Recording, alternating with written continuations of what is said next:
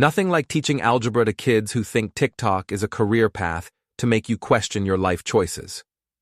My name is Blair, 43 years old, high school math teacher in the Rust Belt city of Millbrook, Ohio.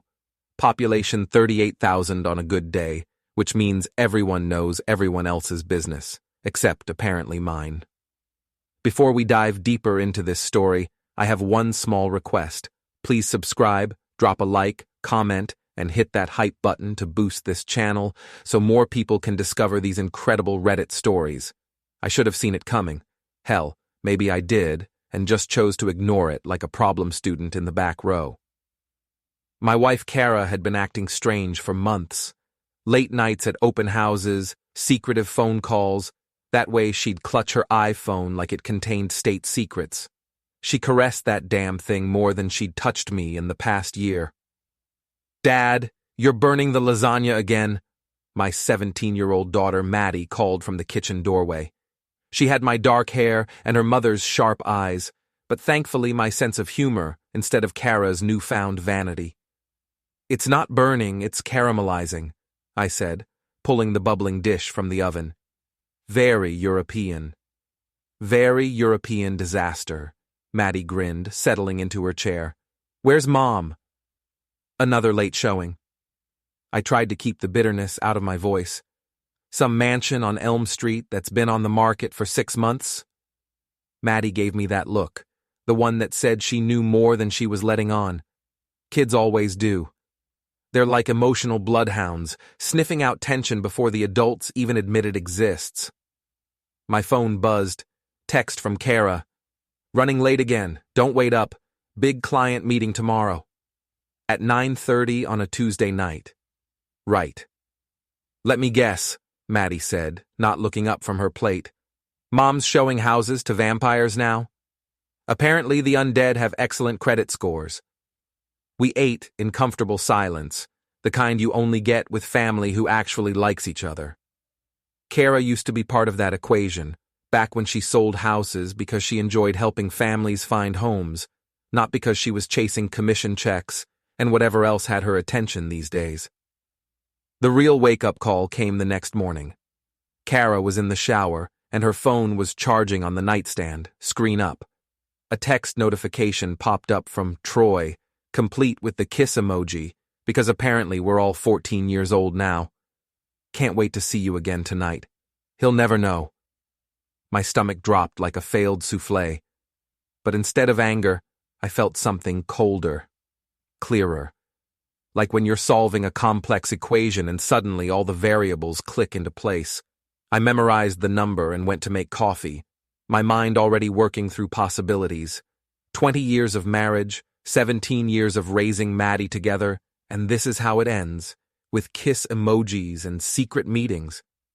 At school that day, I couldn't focus. My first period geometry class might as well have been speaking Mandarin for all the attention I paid them.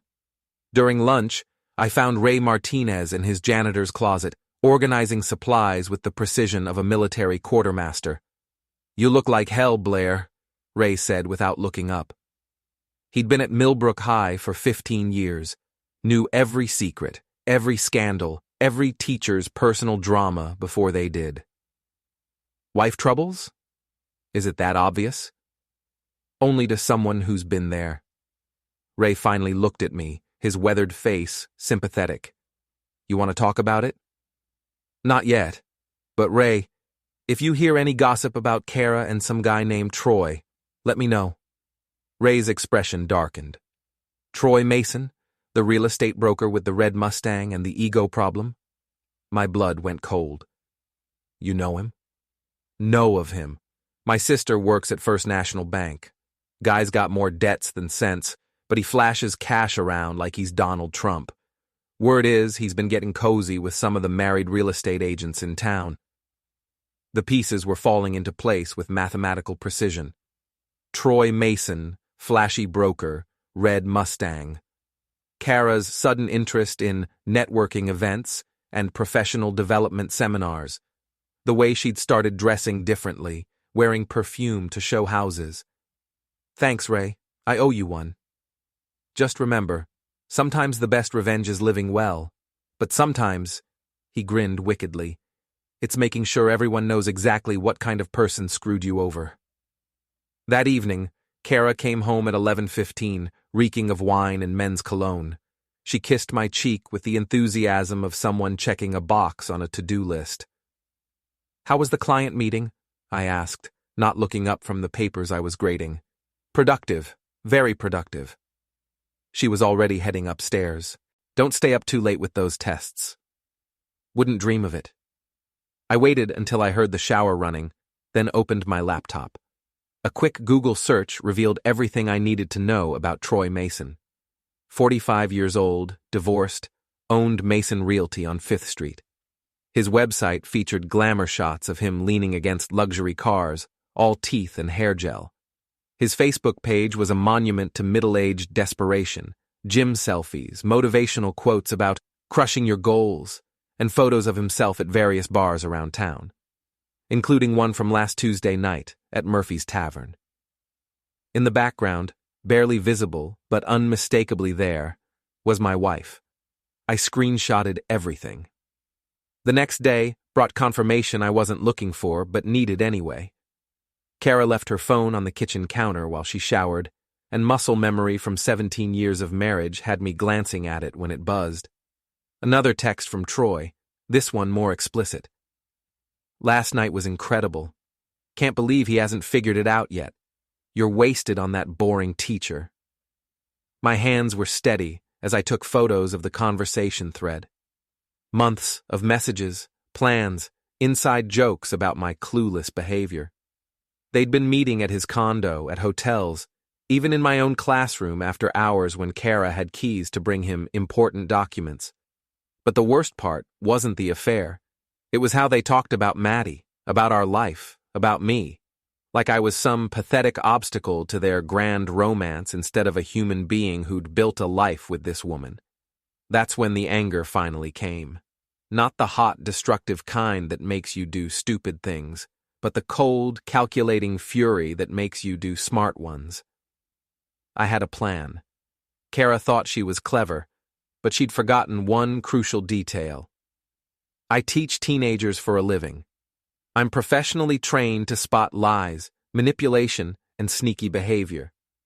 Compared to a 17-year-old trying to hide a vaping habit, she was amateur hour. My workshop in the garage became mission control. Between stacks of lumber for the treehouse I'd been promising Maddie and my collection of hand tools, I set up a laptop and started documenting everything. Photos, screenshots, dates, times. If this was going to get ugly, and it was, I wanted evidence that would hold up in court. "Dad, what are you doing out here?" Maddie appeared in the doorway, backpack slung over her shoulder. "Just organizing some projects. How was school?" She studied me with those sharp eyes. "You're plotting something." "I'm a high school teacher. I'm always plotting something, usually involving pop quizzes. This is different." She sat on my workbench, swinging her legs. "You've got that look you get when Tommy Morrison tries to cheat on tests, like you're 3 steps ahead of everyone else." Smart kid, too smart for her own good sometimes. "Maddie, can I ask you something? Hypothetically?" Uh-oh. Nothing good ever starts with hypothetically. If you found out someone you trusted was lying to you, betraying you, what would you do? She was quiet for a long moment, considering. "Depends. Is this about Mom?" My poker face apparently needed work. "I'm not stupid, Dad. She's been acting weird for months, coming home late, being all secretive with her phone, and she's been mean to you in that subtle way she thinks I don't notice." "What would you do?" I asked again. Make sure everyone knew exactly who they really were, but I'd be smart about it. No point in getting in trouble for someone else's stupidity. "That's my girl." That weekend, Cara announced she had another client emergency and would be gone most of Saturday. Perfect. I sent Maddie to her friend's house and got to work. First stop, Murphy's Tavern. The bartender, a guy named Jake, who'd graduated from Millbrook High about 5 years ago, recognized me immediately. "Mr. Blair, how's it going? You want your usual?" He started reaching for a beer tap. "Actually, Jake, I need a favor. You remember last Tuesday night? There was a couple here, woman with blonde hair, guy with a red Mustang parked out front. Jake's expression shifted. Oh, yeah, I remember them. They were pretty obvious about things. Obvious how? Let's just say they weren't discussing real estate, if you know what I mean. Guy was all over her, talking loud about some big score they were planning. She kept shushing him, but you know how it is when people drink too much. What kind of big score? Jake glanced around, then leaned closer. Look, Mr. Blair, I don't want to get involved in personal stuff, but the guy was bragging about how he was going to upgrade soon. Something about selling a house and taking a real woman somewhere tropical. The lady seemed into it, kept talking about how some people don't appreciate what they have. My jaw clenched, but I kept my voice level. Would you be willing to write that down, what you heard? Sure, Mr. Blair. You were always cool in class. That guy seemed like a real piece of work anyway. Jake wrote out a brief statement on Murphy's letterhead, signed and dated it. Not admissible in court, probably, but useful for my purposes. Next stop, Troy Mason's office. I parked across the street and watched for an hour, taking photos of everyone who came and went. Around 3 o'clock, Cara's silver Honda pulled up. She went inside, and 20 minutes later, she and Troy came out together, his hand on the small of her back in a gesture I recognized because I'd done it myself for 20 years. They got into his red Mustang, license plate sold one, because apparently subtlety died with the 20th century, and drove off toward the nice part of town where Troy's condo was located. I followed at a distance, feeling like a character in one of those detective shows Maddie liked to watch. They pulled into the parking garage of Riverside Towers, and I parked where I could see the entrance. 2 hours later, they emerged looking disheveled and satisfied. That night, Cara came home humming. Good day with the client? I asked from my recliner, not looking up from my book. Very productive. I think we're close to closing the deal. That's great, honey, really great. She went upstairs to shower, and I added the day's observations to my growing file. Photos, times, locations, a pattern of deception so clear even my geometry students could have mapped it. But I wasn't done gathering intelligence. Monday morning, I called in sick, something I'd done maybe 3 times in 20 years, and drove to the bank where Ray's sister worked. Maria Martinez was a loan officer, a sharp woman in her 40s who'd helped us refinance our mortgage 2 years ago. Greg, what brings you here? Please tell me you're not looking to refinance again. Actually, Maria, I need some advice. Hypothetically, if someone wanted to sell a house without their spouse knowing, how would they go about it? Her expression grew serious. That would be mortgage fraud, Greg. And in Ohio, both spouses have to sign off on selling marital property. Why are you asking? Just curious about the legal aspects. For a friend. Your friend should know that any attempt to sell marital property without spousal consent would be null and void. And if there's a mortgage involved, the bank would require both signatures anyway. She paused. Greg, is everything okay at home? Everything's fine. Thanks for the information. But everything wasn't fine, and it was about to get worse. That evening, I was in the garage when I heard Cara's car pull up, followed by another engine. Through the window, I watched Troy's Mustang park behind her Honda. They sat in his car for several minutes, having what looked like an intense conversation. Finally, Cara got out, and Troy drove off, but not before I got several clear photos of them together. Cara came into the garage a few minutes later. What are you doing out here so late? Working on Maddie's treehouse, want to get it finished before winter. She looked around at my tools, my laptop, the organized chaos of my investigation. You've been spending a lot of time out here lately. It's peaceful. Good place to think. About what? I looked at her directly for the first time in weeks. Really looked at her. She was still beautiful at 39, but there was something different in her eyes now. Something calculating and cold that I'd never seen before. About trust, I said finally. About how you really know if someone is who you think they are. She stared at me for a long moment, and I could see the wheels turning. Did I know? How much did I suspect? Trust is important, she said carefully. But so is honesty. Absolutely. Honesty is everything. She kissed my cheek and went inside, and I knew she was going to call Troy the moment she got upstairs. I was right. 5 minutes later, I heard her on the phone, voice low and urgent, though I couldn't make out the words. I didn't need to. I already knew what they were planning. The beauty of teaching high school is that you learn to think like a teenager, impulsive, dramatic, and absolutely convinced that everyone is watching your every move, which, in a town like Millbrook, they pretty much are. I spent Tuesday planning my next move with the precision I usually reserved for lesson plans. The key was timing. Too fast, and it would look like a jealous husband's tantrum. Too slow, and they might cover their tracks better. Wednesday morning provided the perfect opportunity. Cara was in the shower when her phone buzzed with a text. This time, I was ready. I'd bought a cheap burner phone the day before and used it to photograph the entire conversation thread between her and Troy. Months of messages, including several that made my stomach turn. He's so clueless, it's almost sad. Keeps talking about fixing up the house like we're going to grow old together. Can't wait to get you out of that dump. You deserve so much better. The divorce will be easy. I've been documenting his anger issues for months.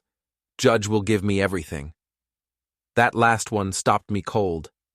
Anger issues? I'd never raised my voice to her, never been anything but patient and supportive. But I could see the strategy now. Paint me as the unstable husband, claim emotional abuse, take Maddie and half of everything I'd worked for. Except they'd forgotten one crucial detail. I had evidence of their plan. I forwarded the screenshots to my own phone, then did something that felt both brilliant and slightly insane. I created a group text that included Cara, her mother, her sister, her best friend Tiff, my parents, and Maddie. The message was simple. I think everyone should see what Cara and Troy have been planning. Transparency is important in families. Then I attached the screenshots, all of them. I hit send and put Cara's phone back exactly where I'd found it. Then I went downstairs and made coffee like nothing had happened. My phone started buzzing almost immediately. Cara's mother was first. Gregory, what is the meaning of this? Then my own mother. Oh, honey, I'm so sorry. Tiff, Cara's going to kill you.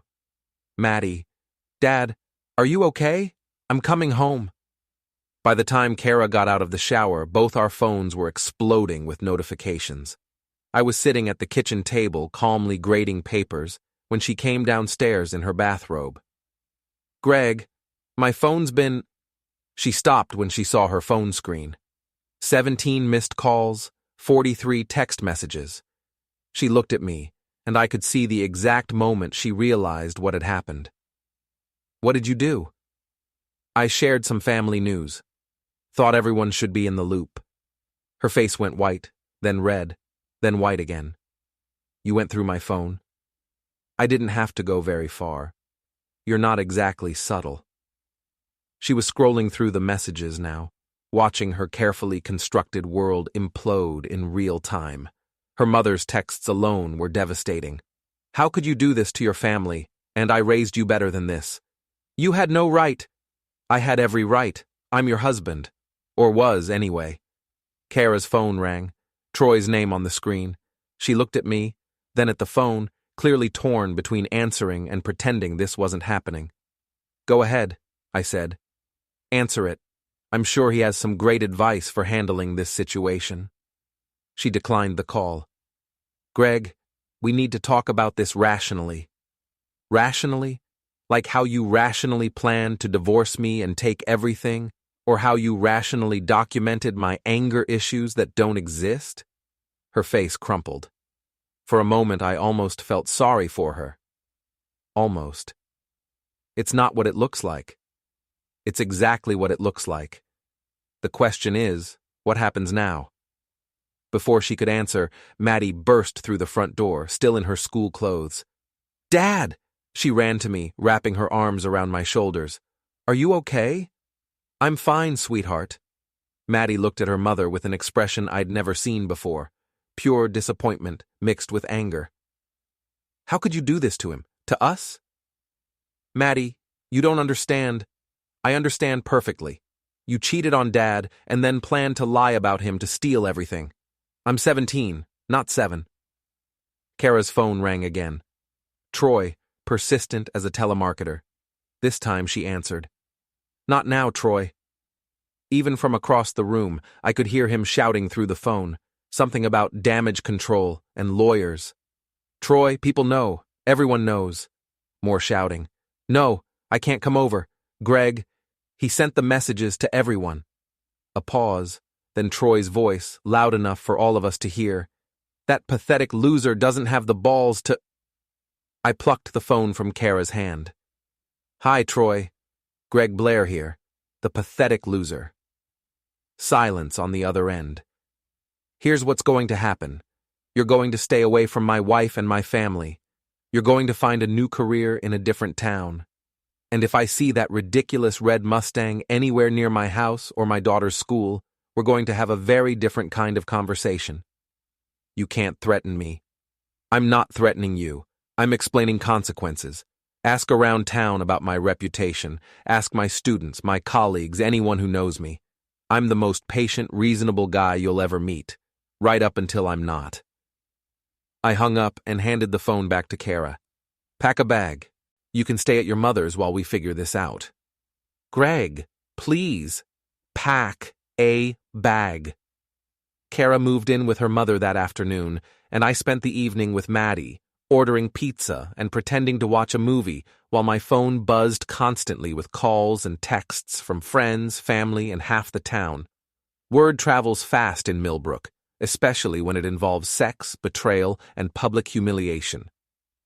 "Dad," Maddie said during a commercial break, "what are you going to do about Troy?" "What do you mean?" "Come on. I know you. You've got that look again. The one that means you're planning something." She was right, of course. Sending those texts had been satisfying, but it was just the opening move. Troy Mason had called me a pathetic loser and tried to destroy my marriage for his own entertainment. That required a more comprehensive response. I'm going to make sure he faces appropriate consequences for his actions. Legal consequences, among others. Friday morning, I called in another sick day and drove to Troy's office. Mason Realty occupied a converted Victorian house on 5th Street, all gleaming windows and fresh paint designed to project success.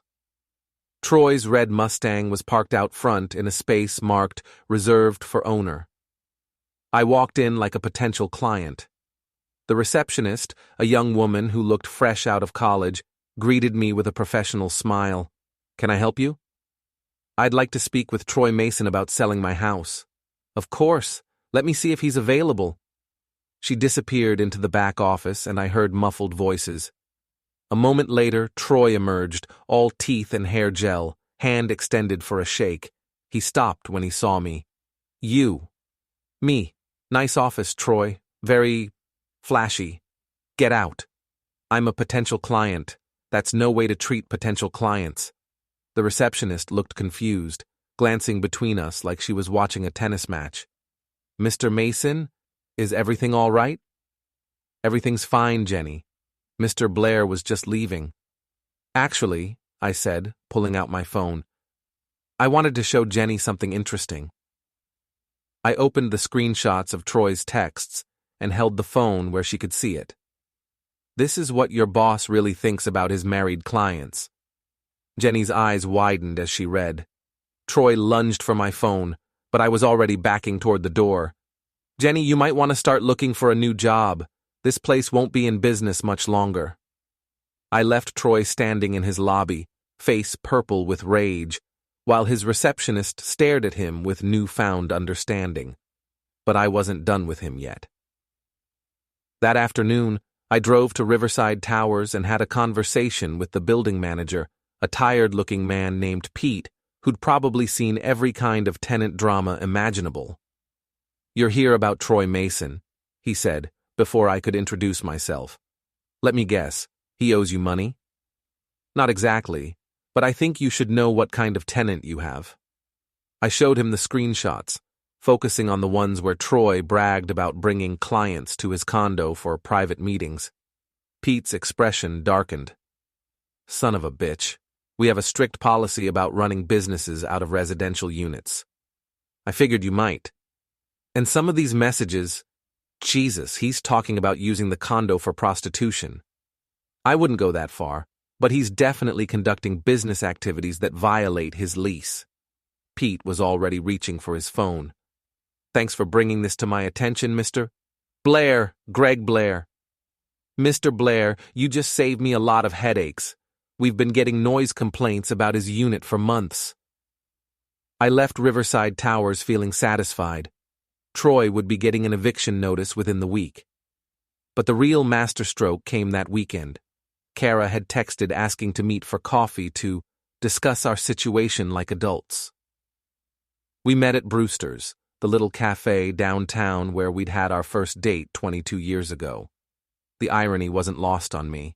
She looked terrible. Dark circles under her eyes, hair pulled back in a messy ponytail, none of the polished confidence she'd been projecting lately. "Greg, I made a mistake." "A mistake? Cara, you had an affair for months and planned to frame me as an abusive husband. That's not a mistake. That's a campaign." "I know how it looks." "It looks exactly like what it is." She started crying, and part of me, the part that had loved her for 20 years, wanted to comfort her. But I remembered Troy's voice on the phone, calling me a pathetic loser, and the feeling passed. "What do you want, Cara?" "I want to come home. I want to fix this." "What about Troy?" "It's over. Completely over. Because you got caught. Because I realized what I was throwing away." I studied her face, looking for signs of genuine remorse. All I saw was calculation. She wasn't sorry she'd cheated. She was sorry she'd been exposed. "Here's what's going to happen," I said. "You're going to file for divorce.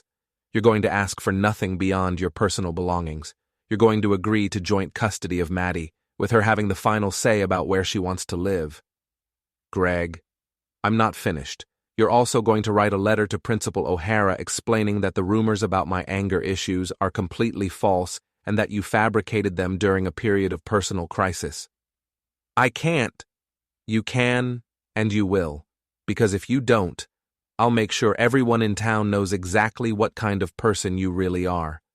Not just the affair, Cara, the planning, the scheming, the way you talked about our daughter like she was a bargaining chip." Her face went pale. "You wouldn't. Try me." She agreed to my terms that afternoon. Monday morning, I was back at school, facing a classroom full of teenagers who'd undoubtedly heard some version of my story through the Millbrook gossip network. High school students are like sharks. They can smell personal drama from 3 counties away. "Mr. Blair," Tommy Morrison raised his hand during third period, "is it true your wife ran off with a car salesman?" "Real estate broker," I corrected.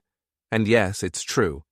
Any other questions about my personal life, or can we get back to quadratic equations?" The class erupted in nervous laughter, and I realized something important. I felt better than I had in months. Lighter, like I'd been carrying a weight I hadn't even noticed until it was gone. That afternoon, Ray found me in my classroom during my planning period. "Heard you've been busy," he said, settling into a student desk. "Word travels fast. Faster when it involves Troy Mason getting evicted and losing half his clients in 1 week." I looked up from my lesson plans. "What do you mean?" Ray grinned. "Jenny, his receptionist, she's been telling everyone about those text messages. Turns out Troy's been pulling the same routine with several married clients. Their husbands are not happy." "Huh, imagine that." "Also heard his ex-wife is taking him back to court for more alimony. Seems she got hold of some evidence that he's been hiding assets." I hadn't had anything to do with that development, but I wasn't complaining. Ray, you know what the best part is? What's that? I didn't have to do anything illegal. Didn't have to lie, didn't have to cheat, didn't have to become someone I'm not. I just made sure the right people knew the truth. Sometimes that's all it takes. He was right. By Friday, Troy Mason had lost his office lease, his condo, most of his clients, and his reputation. Cara had filed for divorce and moved back in with her mother permanently, and I was exactly where I'd started, teaching algebra to teenagers and building a treehouse for my daughter. Except now I was doing it as a single father who'd learned the difference between being nice and being weak. The difference, it turned out, was evidence. 3 weeks after the divorce papers were filed, I thought the drama was over. Cara was living with her mother, Troy had slunk out of town with his tail between his legs, and life was settling into a new normal. Maddie had chosen to stay with me full-time, and we'd developed a comfortable routine of takeout dinners and terrible movie marathons. I should have known it was too easy. Thursday night, I was in the garage putting finishing touches on Maddie's treehouse platform when I heard a car pull into the driveway. Not Cara's Honda, something louder, more aggressive. Through the window, I saw the red Mustang and felt my stomach drop. Troy Mason climbed out of his car like he owned the place, straightening his jacket and checking his hair in the side mirror. He looked like hell, unshaven, clothes wrinkled, eyes bloodshot, but he still had that swagger, that entitled confidence that had probably gotten him through 45 years of life without facing real consequences. Until now. I stepped outside to meet him halfway up the driveway. Troy, thought you'd left town. Not without settling some unfinished business. What business would that be? He was closer now, and I could smell the alcohol on his breath. Day drinking. Never a good sign. You destroyed my life, you pathetic piece of shit. I shared some text messages. You destroyed your own life. I lost everything because of you. My business, my condo, my reputation. You lost everything because you're an arrogant fool who thought actions don't have consequences. He took another step closer, hands clenched into fists. I'm going to make you pay for what you did. Troy, you're drunk and you're trespassing. Get back in your car and drive away before this gets worse for you. Worse for me? You think you're tough because you sent some screenshots to mommy and daddy? You're nothing. A small-town loser teaching brat kids because you're too pathetic to do anything else. I felt the familiar cold anger settling over me, the same calculating fury that had gotten me through the past month. You're right about one thing, I said. I am just a small-town teacher. But you know what that means, Troy? He stared at me, swaying slightly. It means I'm smarter than you, more patient than you, and a hell of a lot more creative when it comes to solving problems. Before he could respond, I heard the front door open. Maddie stepped onto the porch, phone in her hand. Dad, is everything okay? Everything's fine, sweetheart. Mr. Mason was just leaving. Like hell I was. Troy turned toward Maddie, and something in his expression made my blood run cold. You know what, kid? Your dad's not the hero you think he is. He's a vindictive bastard who can't stand that your mom found someone better. Get away from my daughter. Or what? You'll send more text messages? That's when Troy made his fatal mistake.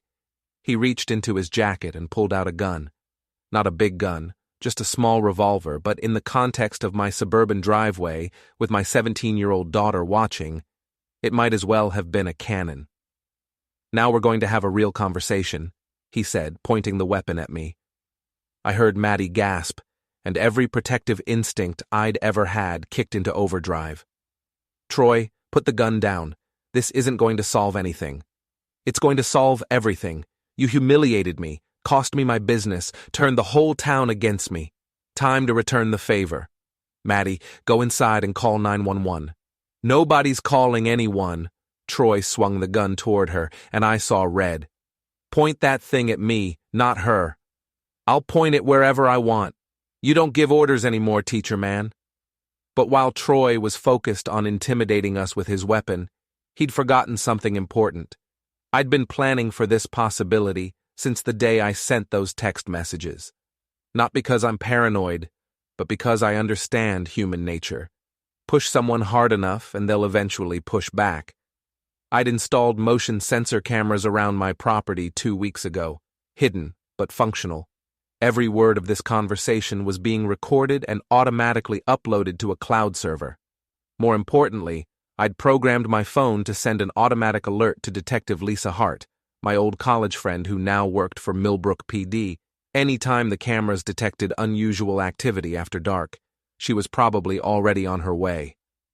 Troy, you don't want to do this. You're looking at assault with a deadly weapon, terroristic threats, probably a dozen other charges. Walk away now, and maybe you can plea bargain down to something manageable. I'm not walking away. I'm tired of walking away. First my ex-wife takes everything, then you destroy what's left. I've got nothing left to lose. You've got your freedom. Don't throw that away too. He laughed, a bitter sound that echoed off the garage walls. Freedom? To do what? Start over in some new town where nobody knows me? Rebuild from nothing at 45? Thanks to you, I can't even get a job selling used cars. That's not my fault. It's exactly your fault. He was screaming now, spittle flying from his lips. You could have handled this like a man, confronted me directly, maybe thrown a punch or two. But no, you had to be clever, had to humiliate me in front of the whole town.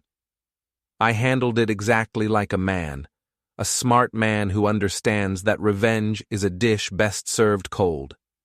Well, here's some hot revenge for you. He raised the gun, pointing it directly at my chest, and I realized I might have miscalculated. Lisa Hart was probably still 5 minutes away, and Troy was drunk enough to do something irreversibly stupid. That's when Maddie spoke up. Mr. Mason? He turned toward her, and I tensed, ready to throw myself between them if necessary. You know my mom confessed, right? About the money? Troy's expression shifted, confusion replacing rage. What money? The money she stole from your business account. She told the police everything yesterday. I stared at my daughter, having no idea what she was talking about, but smart enough to keep my mouth shut. That's impossible, Troy said. Cara doesn't have access to my accounts. She had access to your computer password. You used the same one for everything. Sold one, same as your license plate. She's been skimming money from client transactions for months. Troy's face went white. She wouldn't. $23,000 according to the bank records. The police have everything. They were going to arrest her today, but she made a deal. She's testifying against you in exchange for a reduced sentence. I watched Troy's entire world collapse in real time. The gun wavered in his hand as the implications sank in. She set me up? She set both of you up, Maddie continued, her voice steady and convincing. Think about it. Who benefits if you and Dad destroy each other? She gets rid of her husband and her lover, keeps the money, and starts fresh somewhere else. It was complete fiction, as far as I knew, but it was brilliant fiction. Troy was drunk, desperate, and looking for someone to blame. Maddie had just handed him a better target than me. That bitch, he whispered. That conniving bitch. He lowered the gun, and I saw my chance. Troy, if Cara really has been stealing from you, the police will handle it. But right now, you need to put that weapon down before you make things worse for yourself. He looked at the gun like he'd forgotten he was holding it, then at me, then at Maddie. She played us both, he said. Maybe she did, but this isn't the way to handle it.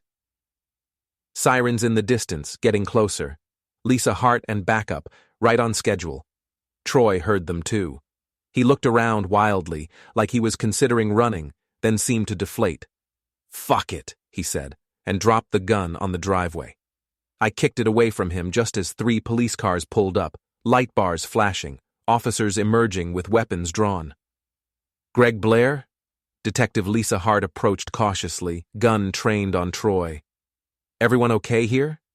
We're fine. Mr. Mason was just having a disagreement with reality. They arrested Troy without incident, charging him with assault with a deadly weapon, terroristic threats, and illegal possession of a firearm by someone with a restraining order. Apparently, Cara had filed one after their relationship ended, something I hadn't known about. After the police left and Troy was safely locked up, I sat on my front porch with Maddie, both of us coming down from the adrenaline rush. "That was some quick thinking with the money story," I said. "I figured he was looking for someone to blame. Mom was a better target than you. Where did you come up with those details? The password? The bank records?" Maddie grinned. "I didn't make it up, Dad. Mom really has been stealing from him." I stared at her. "How do you know that?" "Because I've been monitoring her laptop for months, ever since I figured out she was cheating on you. Maddie, I installed keylogger software during one of her client meetings. I've got records of everything. The affair, the financial fraud, her plans to take you for everything in the divorce. I was waiting for the right time to tell you. I didn't know whether to be proud of her or terrified by her. We need to call Detective Hart back." "Already done. I sent her everything an hour ago, along with the security footage from tonight." "What security footage?" "The cameras you installed. I upgraded them last week with better audio and facial recognition software. Everything Troy said and did is documented in 4K. I looked at my 17-year-old daughter with newfound respect and a healthy dose of fear. Remind me never to get on your bad side." "Too late for that advice, Dad. But don't worry. I only use my powers for good." The next morning brought news that Cara had been arrested at her mother's house on charges of embezzlement and wire fraud. Apparently, she'd been skimming money from multiple real estate transactions, not just Troy's deals. The total amount was close to $60,000. Troy, meanwhile, was looking at 5 to 10 years for the gun incident, assuming he didn't plea bargain down to something more reasonable. I sat in my kitchen, drinking coffee and reading the local newspaper's coverage of the whole mess, when Maddie came downstairs for breakfast. "So what now?" she asked, pouring herself a bowl of cereal. "Now we finish your treehouse and get on with our lives." "That's it? No more revenge plots? No more elaborate schemes?" "Maddie, the best revenge isn't elaborate schemes. It's living well, being happy, and letting other people destroy themselves with their own bad choices." "That's very zen of you, Dad. I have my moments." She was quiet for a while, eating her cereal and scrolling through her phone. "Dad?" "Yeah? For what it's worth, I think you handled all this perfectly. You could have gotten angry, could have done something stupid and violent. Instead, you were smart about it. Strategic. I had a good teacher." "Who?" "You. Watching you handle high school drama taught me that the best way to deal with bullies is to let them hang themselves with their own rope.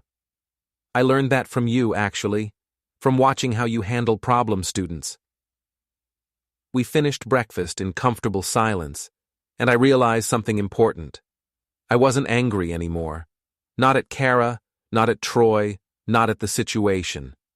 They'd both gotten exactly what they deserved, and I'd gotten something better, a closer relationship with my daughter, and a clearer understanding of who I really was. That afternoon, we finished the treehouse together, even though Maddie was probably too old for treehouses. It wasn't about the treehouse anyway. It was about building something positive after tearing down something that had been rotten from the inside.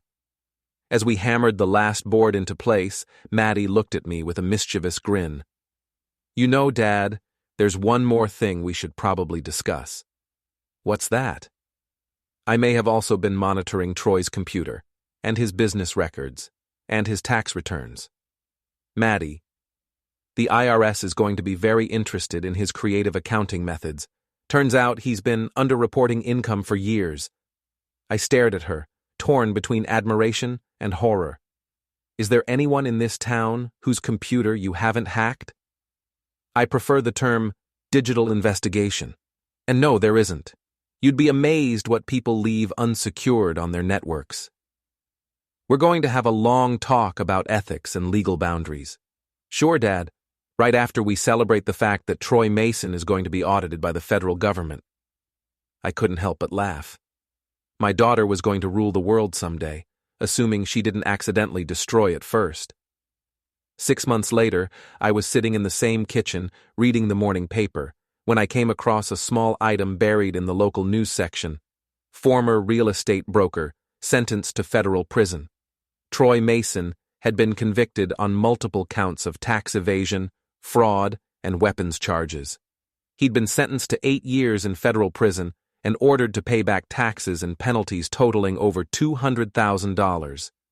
Cara had plea bargained her way down to 18 months in minimum security prison and 5 years of probation. She'd also been ordered to pay full restitution to her victims and perform 1,000 hours of community service. Both of them were ruined, financially and professionally. They'd never work in real estate again, never regain the social standing they'd once enjoyed. Their names were forever associated with fraud, betrayal, and public humiliation. And me? I was still teaching algebra to teenagers who thought TikTok was a career path. Still living in the same house, still driving the same car, still making the same salary. But I was happier than I'd been in years. Maddie, now 18 and heading to MIT in the fall on a full scholarship for computer science, wandered into the kitchen wearing her pajamas and bedhead. "Morning, Dad. What's in the news?" "Justice," I said, showing her the article about Troy's sentencing. She read it over my shoulder, nodding with satisfaction. "You know what the best part is?" she said. "What's that?" "They did it to themselves. We just made sure the right people knew about it." "That's my girl." She kissed the top of my head and headed back upstairs, probably to hack into someone else's computer or cure cancer or figure out how to colonize Mars. I'd stopped trying to predict what she'd do next. I finished my coffee, grabbed my lesson plans, and headed off to school, where I'd spend the day teaching quadratic equations to kids who would probably never use them, but might learn something about logic, persistence, and the satisfaction of solving complex problems. Some problems, I'd learned, solve themselves if you're patient enough to let them. Others require a more creative approach.